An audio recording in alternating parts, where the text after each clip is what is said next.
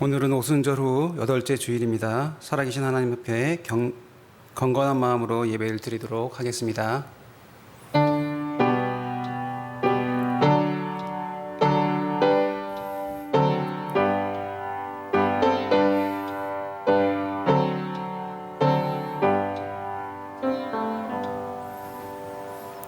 여호와여, 우리 하나님이여, 우리를 구원하사 여러 나라로부터 모으시고 우리가 주의 거룩하신 이름을 감사하며 주의 영예를 찬양하게 하소서. 여호와 이스라엘의 하나님을 영원부터 영원까지 찬양할지어다. 모든 백성들아 아멘 할지어다. 할렐루야. 하나님은 영이시니 예배하는 자가 영과 진리로 예배할지니라. 아멘. 사랑하는 성도 여러분, 우리는 지금 거룩한 곳 하나님의 영적 임재가 머무는 장소에 들어와 있습니다. 마음과 영혼의 문을 열고 귀를 기울여 하나님의 음성을 들으십시오. 1분 정도 깊은 묵상의 기도를 드리겠습니다.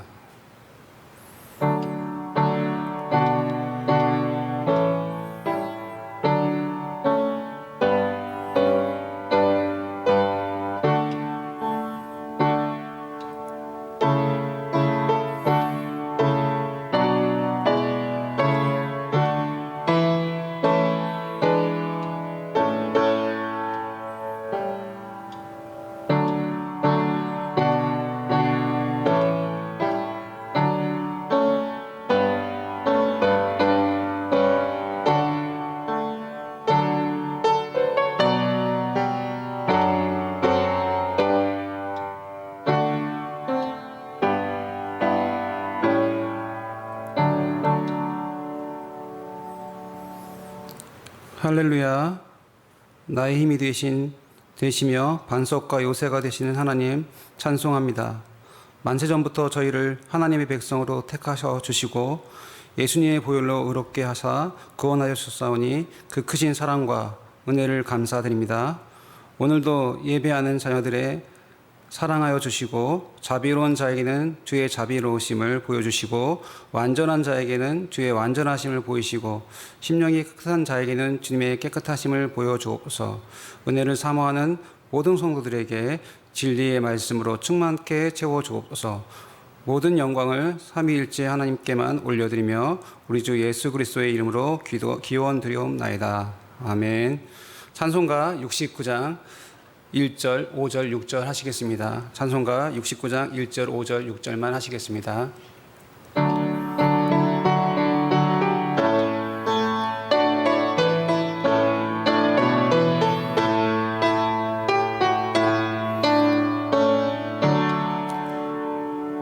온천한 마음으로 다 주를 찬양하여라.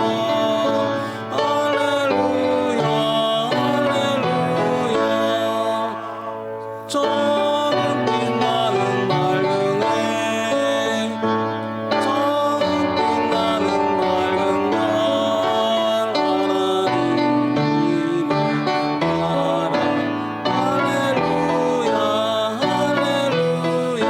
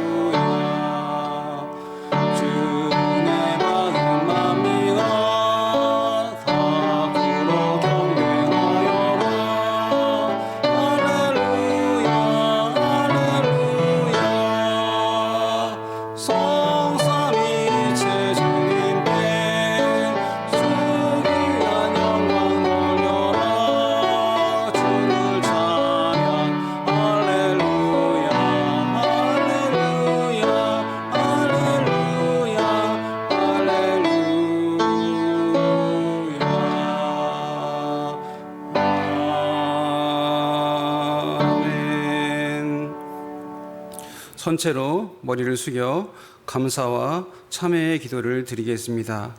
우리의 허물을 고치시고 상처받은 마음을 치유하시는 하나님, 한 주간 세상의 혼란과 무더위 속에서 우리를 지켜주시고 보호해 주셔서 감사드립니다. 세상의 어떤 것과 비교할 수 없는 하나님의 사랑을 생각하며 참회의 기도를 드립니다. 우리는 지난 주일 예배와 찬송과 말씀을 통해 거룩한 옷을 입고 세상으로 나갔습니다. 6일 동안 삶을 살고 다시 주님 앞에 와보니 죄와 얼룩진 우리의 모습이 보입니다. 욕심이 우리의 생각을 더럽혔고 이기심이 우리의 마음을 병들게 했고 악함이 영혼을 무너뜨렸습니다. 우리 주 안에 죄가 있음을 고백하오니 주의 거룩한 보혈로 용서하여 주옵소서. 주의 은혜로 우리를 지켜 주옵소서. 세상에서 우리의 거룩함이 무너지지 않게 하시고 세상에서 우리의 정결함이 더럽혀지지 않게 하여 주옵소서. 지금 하나님과 나만이 아는 은밀한 죄를 생각하며 우리 주 예수 그리스도의 이름으로 묵묵히 참회의 기도를 계속 드리도록 하겠습니다.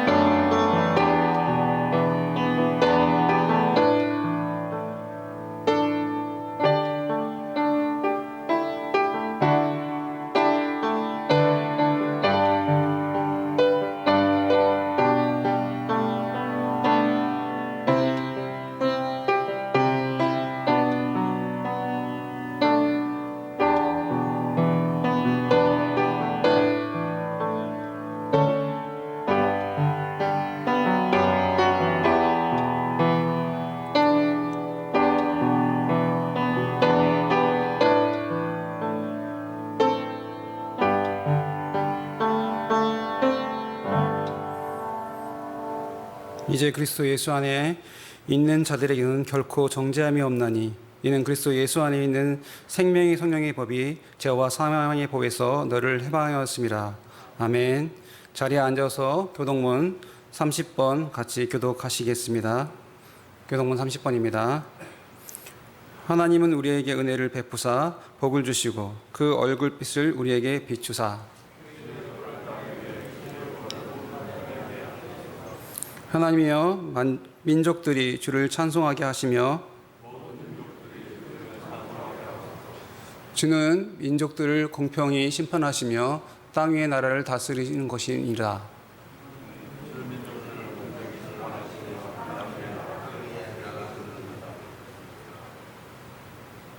하나님이여 땅이 그의 소산을 내시어 주시니 하나님 곧 우리 하나님 우리에게 복을 주시는도다.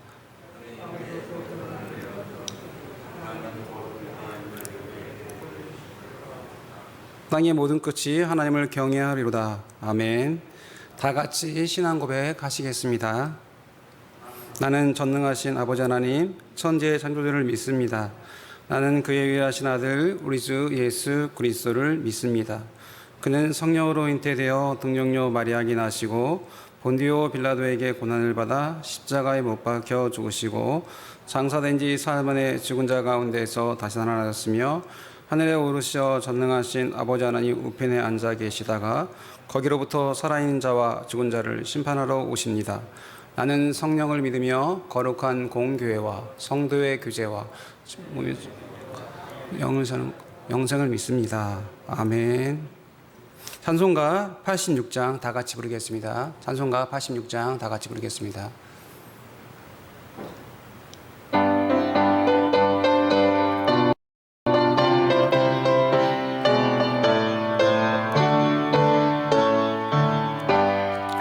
내가 늘 의지하는 예수 나의 상처 입은 심령은 불쌍히 의사 위로하여 주시니 기쁘신 나의 좋은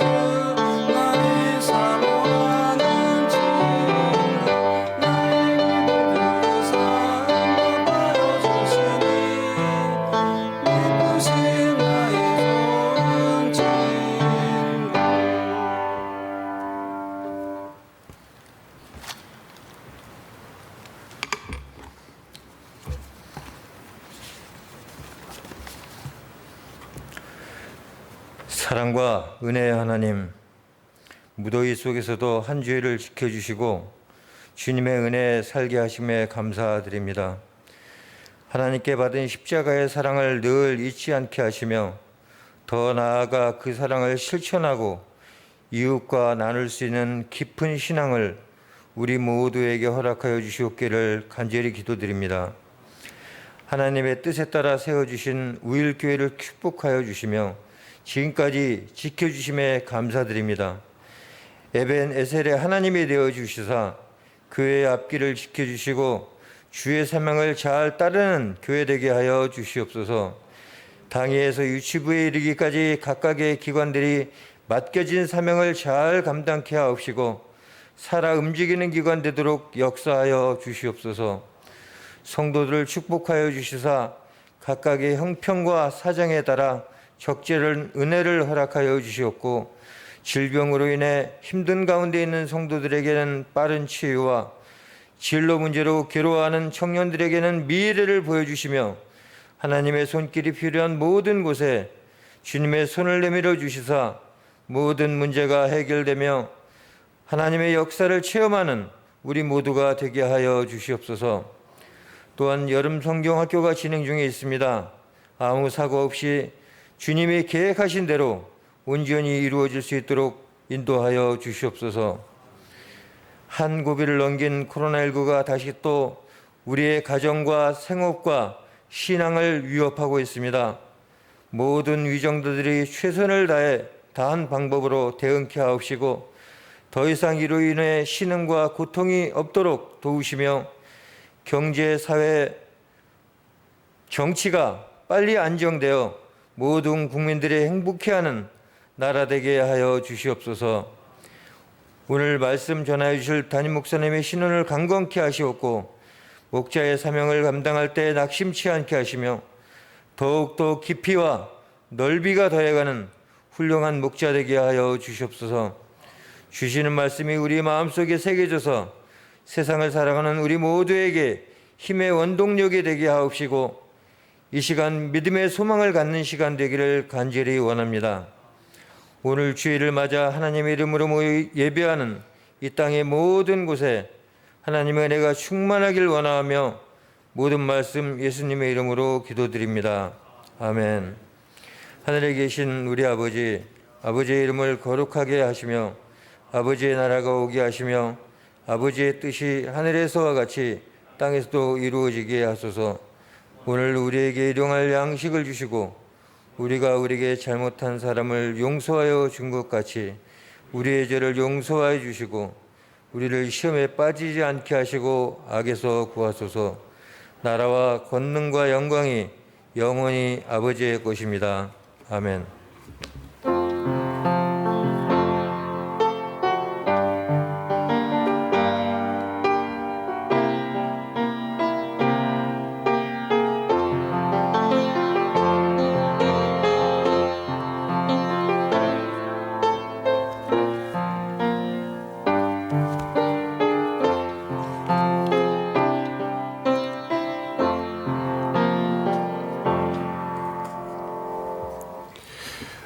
우리에게 주신 하나님의 말씀은 마태복음 17장 14절부터 20절까지입니다. 우리에게 주신 하나님의 말씀 마태복음 17장 14절부터 20절까지입니다. 우리 다 같이 일어나서 하나님 말씀 경청합니다. 그들이 무리에게 이르매 한 사람이 예수께 와서 꿇어 엎드려 이르되 주여 내 아들을 불쌍히 여기소서. 그가 간질로 심히 고생하여 자주 불에도 넘어지며 물에도 넘어지는지라. 내가 주의 제자들에게 데리고 왔으나 능히 고치지 못하더이다. 예수께서 대답하여 이르시되 믿음이 없고 배역한 세대여 내가 얼마나 너희와 함께 있으며 얼마나 너희에게 참으리요. 그를 이리로 데려오라 하시니라. 예수께서 꾸짖으시니 귀신이 나아가고 아이가 그때부터 나으니라. 이때 제자들이 조용히 예수께 나와 이르되 우리는 어찌하여 쫓아내지 못하였나이까. 이르시되 너희 믿음이 작은 까닭이니라. 진실로 너희에게 이르노니 만일 너희에게 믿음이 겨자씨 한 알만큼만 있어도 이 산을 명하여 여기서 저기로 옮겨지라 하면 옮겨질 것이요 또한 너희가 못할 것이 없으리라. 아멘. 주의 이름으로 축복합니다. 늘 주 안에서 평안하고 또한 행복한 삶 사는 성도님들 되었으면 좋겠습니다. 지난주에 우리가 말씀으로 살다라고 제목을 가지고 말씀을 나눴어요. 그리고 질병의 기적이 바로 말씀이 이룬 기적이다고, 말씀의 열망을 가진 사람들에게 주님께서 주신 기적이다라는 말씀을 나누었습니다. 그리고 제가 여러분들에게 나갈 때 종이 한 장을 나눠주면서 이 말씀 한 주간 묵상해 보라라고 했어요. 혹시 그 말씀을 묵상해 보셨는지요? 혹시 읽어 보셨는지요? 오늘 우리가 나눌 말씀은 바로 지난주에 제가 여러분에게 나눠줬던 말씀입니다. 저는 그 말씀을 오늘 여러분과 같이 나누고자 합니다. 요즘 세상 기업들을 보면 참 놀랍습니다. 세상의 기업들은 1%의 가능성만 보여도 그 일에 도전합니다. 만약 1%의 가능성에 도전하여 성공한다면 선도적인 기업이 될 수 있기 때문입니다. 그런데 이 1%의 가능성에 도전하는 건 기독교 선교의 핵심이었습니다. 그런데 이제는 이것이 기업의 전유물이 되어버린 거죠.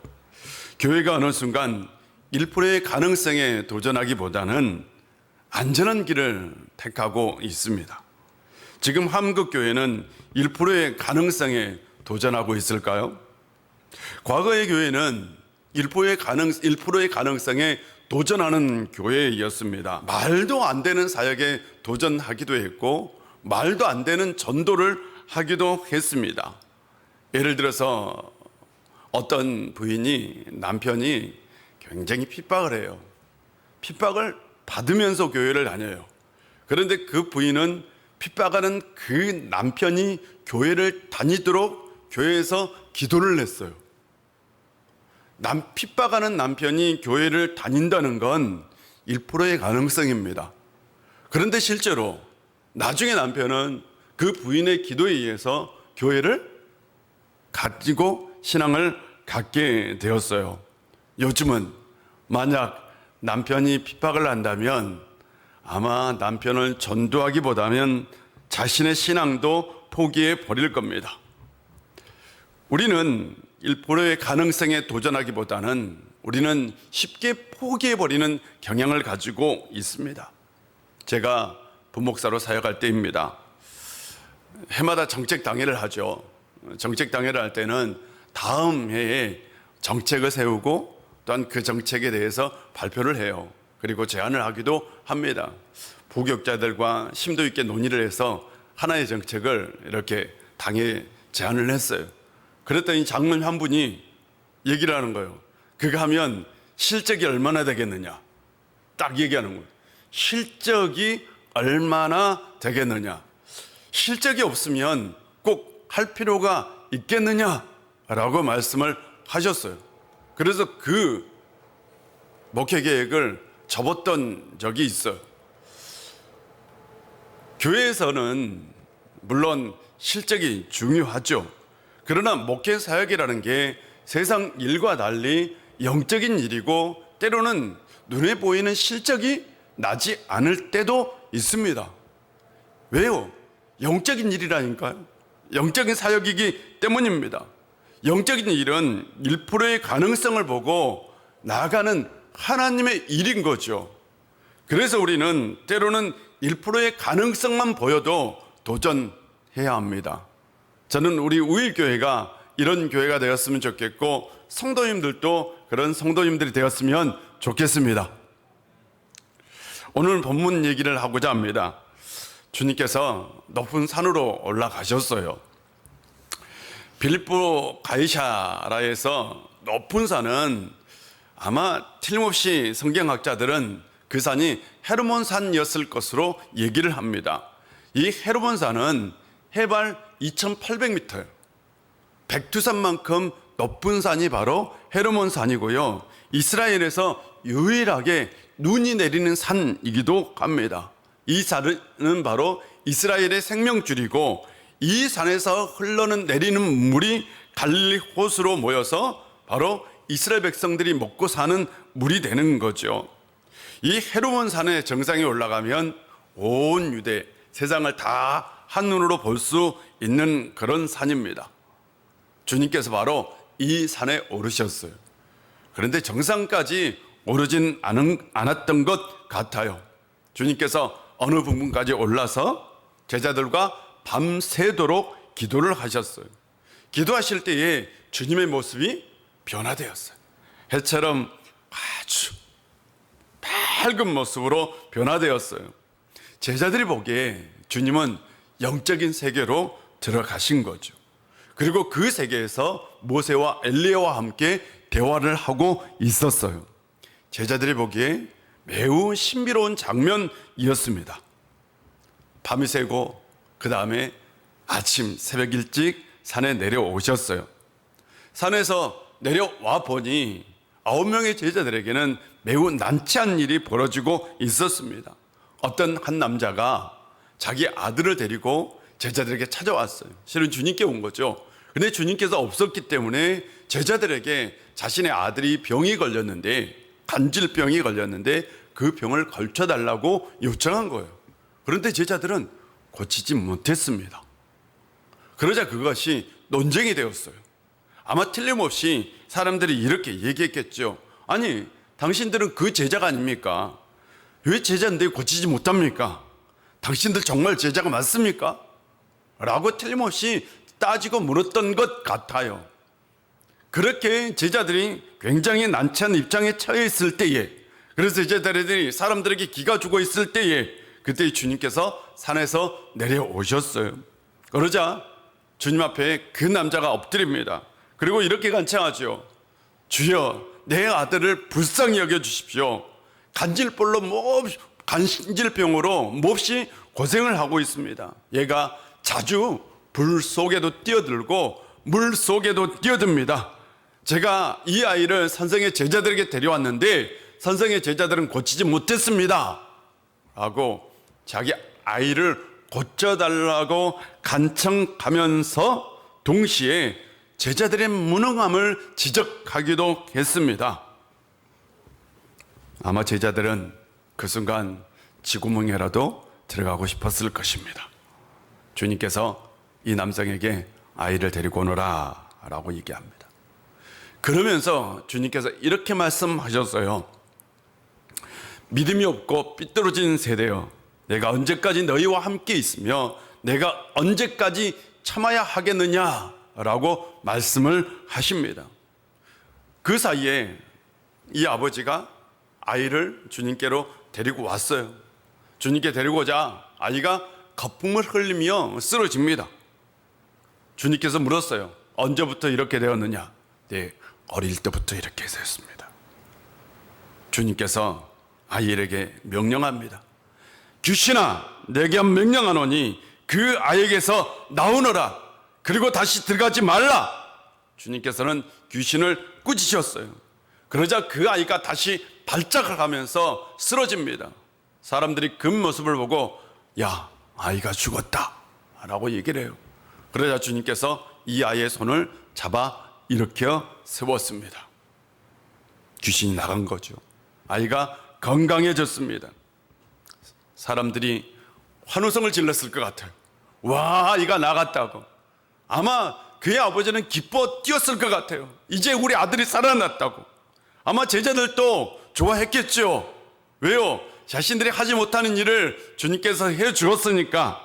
그런데 제자들은 한편으로 이런 생각을 했어요. 왜 우리는 못했을까? 자신들이 못한 것에 대한 생각을 하게 되었어요. 그래서 주님께 다가가서 주님께 물었어요. 왜 우리가 못했습니까? 라고 물었어요. 그러자 주님께서 말씀하셨어요. 너희의 믿음이 적기 때문이다. 너에게 겨자씨 하나만큼만 믿음이 있어도 이 산을 명하여 저리로 가라 하면 그대로 되었을 것이요 너희에게 못할 일이 없을 것이다 라고 주님께서 말씀하셨습니다. 저는 이 본문을요 읽고 또 읽고 묵상하고 또 묵상하고 기도하고 또 기도하면서 세 가지 은혜를 이 본문에서 누렸습니다. 첫 번째는 아버지의 마음이죠. 포기할 줄 모르는 아버지의 마음이었습니다. 이 아버지는 아들이 간질에 걸렸어요. 간질은 의학적으로 뇌전증입니다. 우리 뇌 안에는 신경세포라는 게 있어요. 근데 이 신경세포가 일시적으로 이상 반응을 일으켜요. 그러면 이 사람이 굉장히 과도하게 흥분 상태에 이르러요. 흥분 상태가 되면 의식을 잃거나 발작하는 현상을 간질이라고 얘기합니다. 심한 경우에는 육신이 완전히 마비되는 경향이 나타나기도 합니다. 그런데 이 아버지의 말에 의하면 꼭 간질 증세만 있었던 건 아니죠. 그렇지 않습니까? 아이가 갑자기 발작을 하면서 불만 보면 불 속에 뛰어들고 물만 보면 물 속에 뛰어든다라고 얘기를 했어요. 아마 이 아버지는 엄청 고통스러웠을 겁니다. 아버지 입장에서 이런 아픈 아들이 있다면요, 여러분 그건 굉장히 고통이지 않겠습니까? 그 아들을 안고요 주님을 찾아왔어요. 주님이 없었어요. 그래서 제자들에게 고쳐달라고 얘기를 했어요. 제자들이 고치려고 했어요. 아마 틀림없이 자기 나름대로 기도했을 것이고 노력했을 겁니다. 그러나 제자들은 고치지 못했어요. 아버지는 실망하지 않았어요. 포기하지 않았습니다. 어쩌면 포기할 수도 있는 환경입니다. 안 되는가 보다. 아마 제자들이 못하면 그 스승도 못하겠지? 라는 생각을 할 수도 있는 상황입니다. 그러나 그 아버지는 포기하지 않았어요. 그러고 나서 주님을 기다린 거죠. 주님을 기다릴 때에 주님께서 나타나셨고 그 아이를 주님께서 고쳐 주었습니다. 저는 이 본문에서 이 병든 아들을 붙들고 주님께로 왔던 아버지의 그 모습, 그리고 제자들이 고치지 못했는데도 끝까지 참고 기다렸던 그 아버지의 모습에 큰 감동을 받았어요. 영화 효다동 이발사라는 영화가 있어요. 이 영화에 보면 아들이 갑자기 아파요. 그래서 이 아버지는 이 자기의 전업을 다 포기하고요, 그냥 세상에 있는 명의, 전국 방방곡곡을 돌아다니면서 그냥 명의들을 다 찾아다녀요. 아이를 업고 다녀요, 업고. 저는 그 모습 속에서 바로 이 아버지의 모습을 보았어요. 이 아버지도 그런 모습이었던 것 같아요. 틀림없이 전국 방방곡곡을 돌아다니면서 모든 명의를 다 찾아다녔을 것 같아요. 그리고 나서 예수님의 소음을 들었던 거죠. 그리고 예수님께 왔어요. 그리고 아들을 살리게 되었던 겁니다. 우리는 부모입니다. 부모는 자녀에 대한 무한 책임이 있는 거죠. 왜요? 우리가 낳았기 때문에. 맞죠? 무한 책임이 있는 게 맞죠? 왜요? 우리가 낳았기 때문에. 그런데 이 세상 살다 보면 모든 부모가 자녀에 대해서 무한 책임을 지는 건 아닙니다. 모든 부모가 다 이런 아버지처럼 살아가는 것도 아닙니다. 어떤 부모는 자식이 장애가 있다고 버리는 부모도 있고요. 어떤 자녀는 자식이 아프다고 포기하는 부모도 있고요. 어떤 부모는 자식이 못난 자식이라고 자식을 포기해버리는 부모도 있습니다. 그러나 부모는 자식이 아픈 자식이라도, 장애가 있는 자식이라도, 못난 자식이라도 무한 책임을 져야 합니다. 이것이 부모죠. 그러지 않겠습니까? 자식에 대한 무한 책임을 지는 것 중에 하나가 우리 자식들을 붙들고 주님 앞에 간청하며 눈물로 기도하는 겁니다. 뭐 해달라고요? 살려달라고요. 기도하는 것이죠. 이것이 바로 우리가 부모로서 하나님 앞에 해야 할 우리의 영적인 모습이기도 합니다. 사랑하는 성도 여러분, 자식에 대한 무한 책임을 지고 늘 기도할 수 있는 성도님들이 되시기를 바랍니다. 두 번째로는 제가 이 본문 속에서 주님의 애절한 마음을 보았다라는 거죠. 저는 이 본문을 묵상하면서 주님의 애절한 마음을 읽었어요. 17절 말씀이 참 마음에 와닿았어요. 믿음이 없고 패역한 세대여, 내가 얼마나 너희와 함께 있어야 하며 얼마나 너희에 대해서 참으리요 라고 주님께서 말씀하셨습니다. 이 말씀을 문자 그대로 읽으면 이 말씀을 오해할 수 있어요. 문자 그대로 읽으면 제자들에게 믿음이 없다고 패역한 세대라고 책망하는 것처럼 보입니다. 이 패역하다라는 단어가요, 삐뚤어졌다라는 거예요. 아니, 제자들에게 야, 너희들이 믿음이 없어 라는 말도 상처가 될 수 있어요. 맞죠? 제자들에게 야, 너희들이 정말 믿음이 없구나, 상처받을 수 있어요. 그런데 제자들에게 지금 주님께서 야, 너희들은 정말 삐뚤어졌구나, 엄청 상처받는 말씀이잖아요. 그렇잖아요? 뿐만 아니라 주님께서 뭐라고 얘기하면 내가 언제까지 참아야 하겠느냐 라고 말씀하고 있어요. 주님께서는 제자들에 대한 기대가 있었어요. 제자들이 어떤 레벨, 어떤 단계의 신앙의 단계까지 주님께서는 오르기를 원했어요. 근데 제자들이 그 상태까지 아직 오르지 못한 겁니다. 그래서 주님께서는 제자들에 대해서 여전히 참고 견디고 있는 거예요. 왜? 그 상태, 그 레벨까지 올라올 때까지 주님께서는 참고 그들과 함께 있는 겁니다. 그렇다면 주님께서 왜 이렇게 말씀하셨을까요? 하는 거죠. 이 아이의 아버지는 자기 아들이 앓고 있는 병에 대해서 간질이라고 얘기를 했어요. 간질은 육체적인 질병입니다. 제자들은 틀림없이 간질이라는 얘기를 듣고 육체적 질병의 시각에서 아마 접근했던 것으로 보여요. 그래서 그 병을 고치려고 했던 거죠. 그런데 주님은 조금 다른 시각에서 접근했어요. 주님은 아버지가 분명히 간질이라고 얘기를 했는데 주님께서는 그 아이를 보자마자 귀신을 쫓아내셨어요. 영적인 시각에서 접근한 거죠. 제자들은 이 아이를 볼 때에 육체적인 모습만 바라봤어요. 그러나 주님은 영적인 모습을 본 거죠. 주님께서 귀신을 쫓아냈다라는 것은 단순히 귀신을 쫓아낸 것이 아니라 이 아이의 질병을 영적인 측면에서 본 것이다 라고 얘기할 수 있는 겁니다. 이건 바로 제자들과 주님의 차이입니다.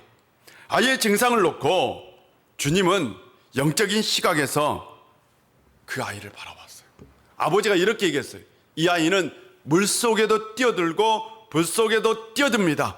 그 말씀에 집중했고 제자들은 아이가 거품을 흘리고 쓰러집니다 라는 육체의 시각에 집중했던 거죠. 영적인 시각에서 보면 이건 믿음의 문제입니다. 맞죠? 육체의 시각에서 보면 이건 의학적인 문제입니다. 주님께서는 이 아이의 질병을 영적인 시각에서 보고 귀신을 쫓아냈어요. 그리고 아이가 나았어요. 분명히 이건 영적인 문제였던 거죠. 그래서 주님께서 제자들을 보면 제자들은 믿음이 없는 게 맞아요. 여전히 삐뚤어진 시각으로 보고 있는 것도 맞습니다. 여전히 그들은 주님이 원하는 영적인 단계에 이르지 못했어요. 그래서 주님께서는 여전히 참고 있는 겁니다. 주님께서 지금 제자들에게 하고 있는 얘기는 뭐냐? 제발 이 세상이 주는 그 시각에서 벗어나 영적인 세계로 들어오라 라는 말씀인 거예요. 제자들은 여전히 삐뚤어져 있었습니다. 그렇잖아요. 가이사랴 빌립보에서 베드로는 여전히 하나님의 일을 생각하는 것이 아니라 사람의 일을 생각하고 있었습니다. 그들은 여전히 이 세상 성공을 꿈꾸고 있었습니다. 어떤 현상이 일어나면 그 현상 속에서 영적인 세계를 보고 영적인 싸움을 본 것이 아니라 그냥 육체적인 현상만 바라봤던 거예요. 주님께서 그것이 보시기에 너무나 답답했어요.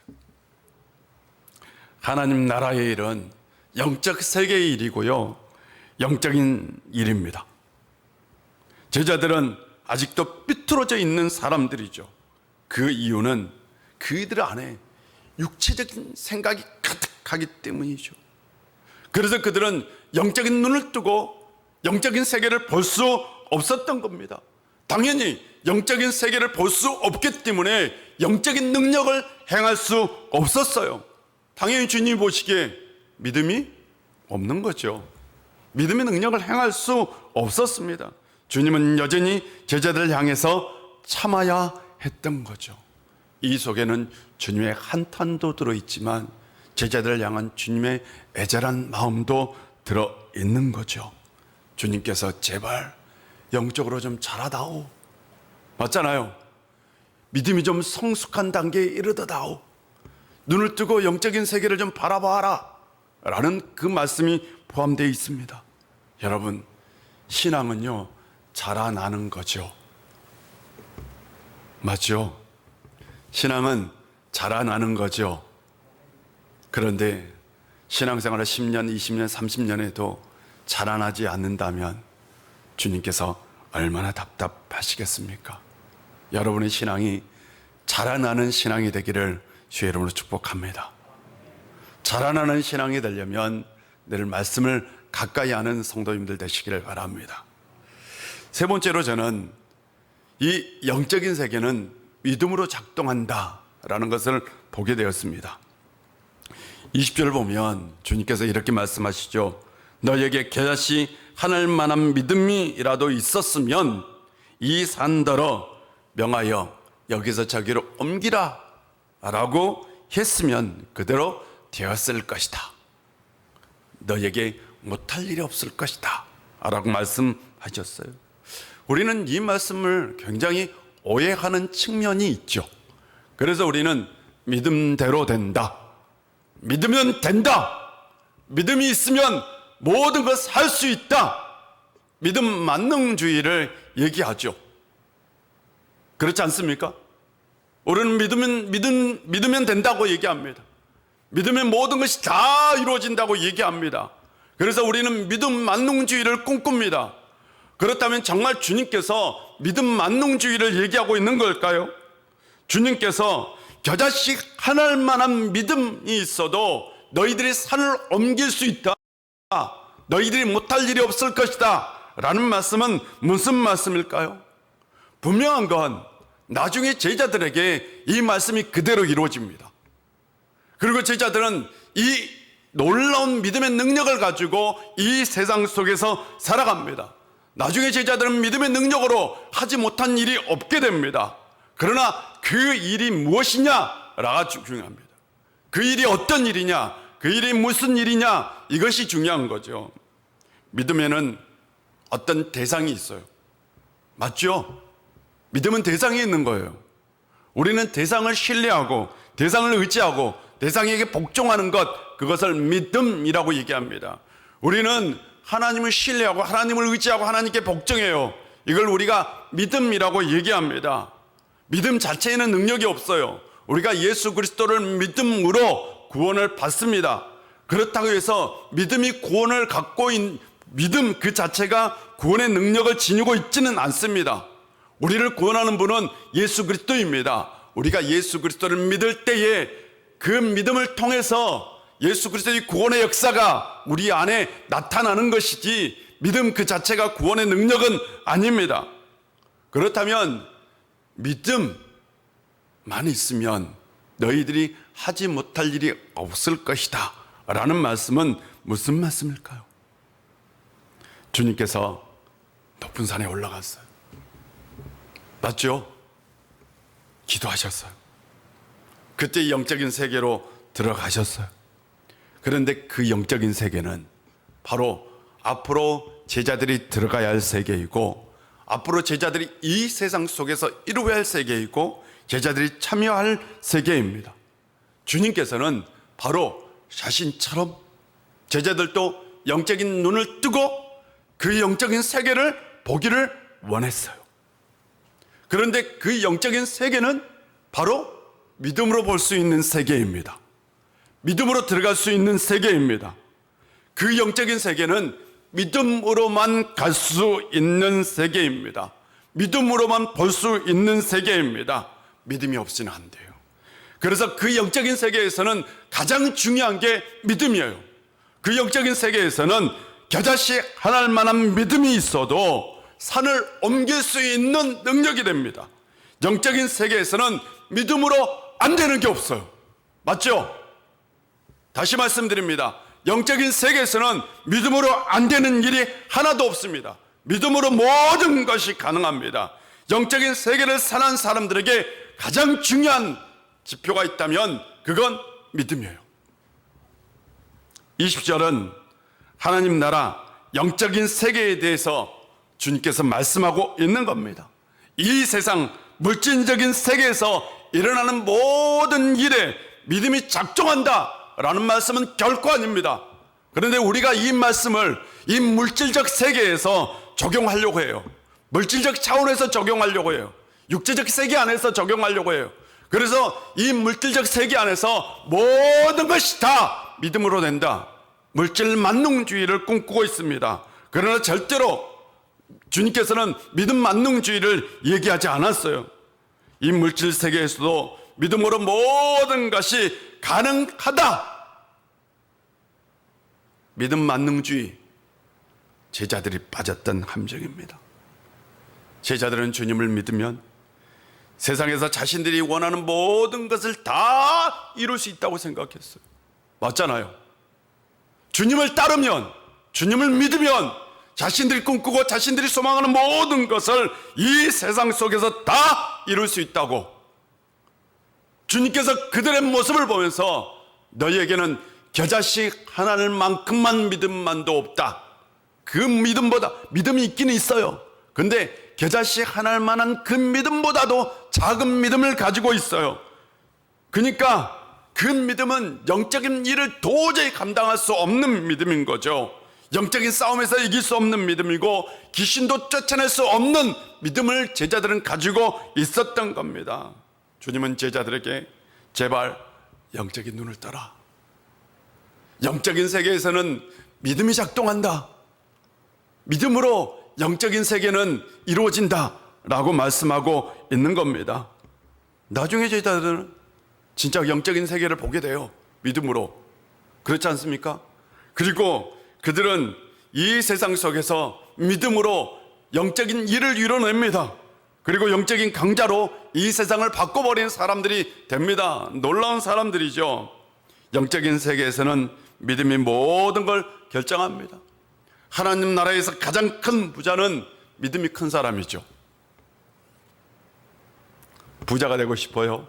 하나님 나라에서 믿음이 큰 사람이에요. 하나님 나라에서 가장 높은 사람은 믿음이 큰 사람이에요. 중요한 것은 영적인 세계를 보는 눈이 있느냐? 영적인 세계를 보고 있느냐? 영적인 세계에 참여하고 있느냐? 이것이 중요합니다. 제가 늘 여러분에게 말씀드리죠. 우리가 사는 세계에는 두 개의 세계가 존재합니다.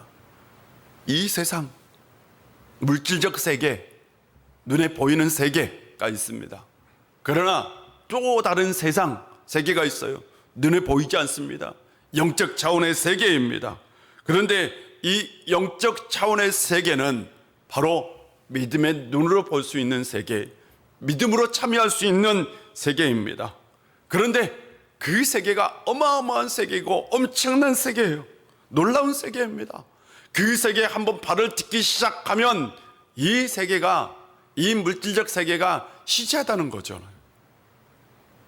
그래서 주님께서 영적인 세계를 강조하고 있는 겁니다. 믿음의 눈을 뜨고 영적인 세계에 들어오라. 믿음이 최고다 라는 말씀이 20절 말씀의 핵심입니다. 사랑하는 성도 여러분, 이 세상 속에서 믿음으로 살 수 있는 성도님들 되시기를 바랍니다. 우리가 믿음으로 산다면 우리는 이 영적인 세계 안에서 일어나는 1%의 가능성도 우리는 도전할 수 있습니다. 기도하겠습니다.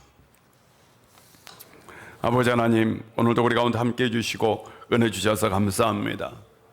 오늘도 우리 가운데 은혜를 주셔서 우리가 말씀 속에서 우리가 믿음으로 살아야 한다는 것을 발견했습니다.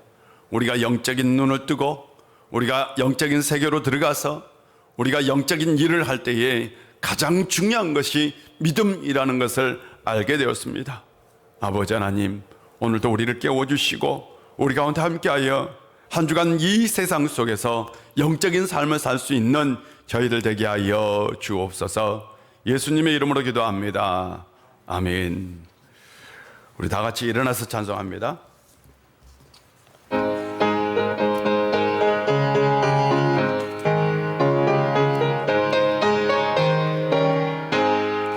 이 눈에 아무 증거가 아니 배어도 믿음만을 가지고서 늘 걸으며 이 귀에 아무 소리가 아니 들려도 하나님의 약속 서리라 걸어가세 믿음 위에 서서 나가세 의심 버리고 걸어가세 믿음 위에 서서 눈과 귀에 아무 증거가 없어도 이 눈에 보기에는 어떠하든지 이미 얻은 증거대로 늘 믿으며 이 맘에 결심 없이 살아갈 때에 주 안에서 이루리 걸어가세 믿음 위에 서서 나가세 의심 버리고 걸어가세 믿음 위에 서서 눈과 귀에 아무 증거가 없어도 주님의 거룩함을 두고 맹세한 주 하나님 아버지는 참 예쁘다. 그 귀한 모든 약속 믿는 자에게 능치 못할 무슨 일이 있을까. 걸어가세 믿음 위에 서서 나가세 의심 버리고 걸어가세 믿음 위에 서서 눈과 귀에 아무 증거 없어도.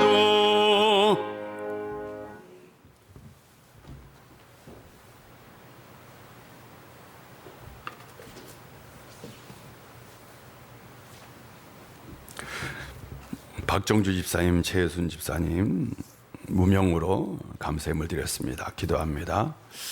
하나님 아버지, 우리가 주님 전에 나와 영과 진리로 예배드릴 수 있도록 인도해 주셔서 감사합니다. 특별히 주님 전에 나올 때에 빈손으로 나오지 아니하고 정성껏 예물을 준비하여 주님 앞에 나왔습니다. 이건 주님의 것이고 우리가 마땅히 주님 앞에 드려야 할 헌물입니다. 주님께서 받아주시고 흠양하여 주시고 드리는 손길마다 하늘의 신령한 복으로 채워주시옵소서. 뿐만 아니라 하나님 앞에 드릴 때에 늘 아낌없이 감사함으로 드릴 수 있는 저희들 되게 하여 주옵소서. 이 시간 이 드려진 예물, 감사, 성교, 비전, 장학, 구제 여러 가지 예물들이 있습니다. 이 모든 드려진 예물들이 목적에 맞게 사용되게 하여 주시고 뿐만 아니라 이 예물을 통해서 우리 우일교회가 날마다 교회다운 교회가 되게 해주시고 하나님 나라를 이루는 교회, 생명의 역사를 이루는 교회, 다음 세대를 살리고 다음 세대를 세우는 교회, 하나님의 기적이 나타나는 교회가 되게 하여 주시옵소서. 특별히 죽은 영혼들이 살아나는 놀라운 기적의 역사가 각 가정마다 반드시 이루어지게 하여 주옵소서. 아버지 하나님, 또한 우리는 이 무더위 가운데 경제적인 위기 가운데 우리는 이 세상 속에서 살아야 합니다. 하나님께서 우리를 붙들어 주시고 함께 해주시면 우리가 이 어려움 속에서도 힘을 얻고 용기를 얻고 살아갈 수 있습니다. 아버지 하나님, 늘 우리의 인생, 우리의 삶을 붙들어 주시고 복되고 형통한 인생 되게 하여 주옵소서. 이 은혜가 예배에 참여하지 못한 이들에게도 함께하여 주옵소서. 예수님의 이름으로 봉헌 기도 드립니다. 아멘.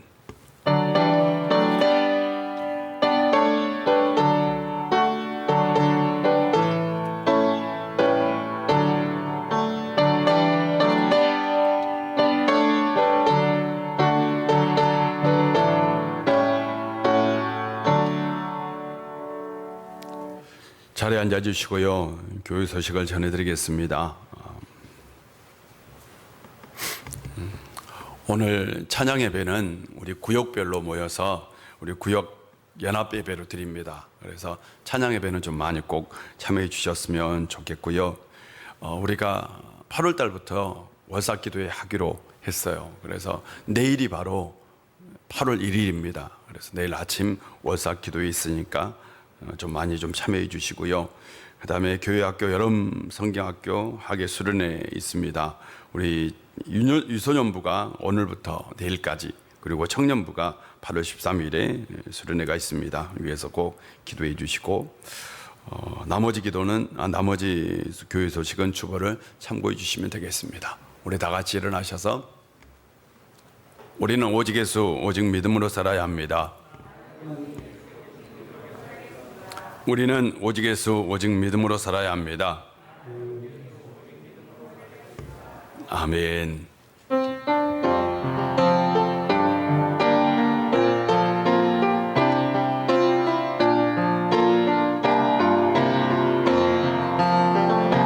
진정한 예배가 숨쉬는 교회, 주님이 주인 되시는 교회, 믿음의 기도가 쌓이는 교회, 최고의 찬양을 드리는 교회, 말씀이 살아 움직이는 교회, 성도의 사랑이 넘치는 교회, 섬김과 헌신이 기쁨이 되어 열매 맺는 아름다운 교회,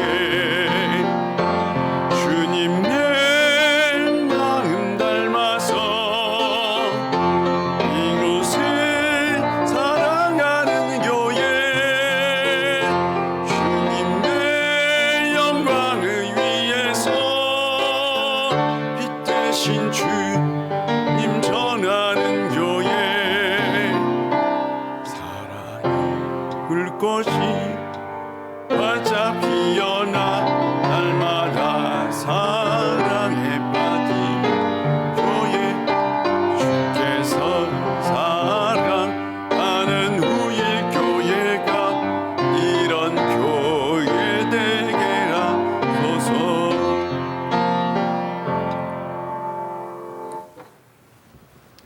십자가의 은혜로 날마다 우리를 붙들어 주시고 우리 가운데 함께 하시는 우리 구주 예수 그리스도의 놀라우신 은혜와 우리 아버지 하나님의 크신 사랑과 성령의 충만한 능력 안에서 믿음으로 이 세상에서 승리하며 살기를 원하는 우리 우인의 모든 권속들과 그들의 삶의 터전과 그리고 이 나라의 민족과 온 백성 위에 이제부터 영원히 함께 하시기를 간절히 축원하옵나이다. 아멘.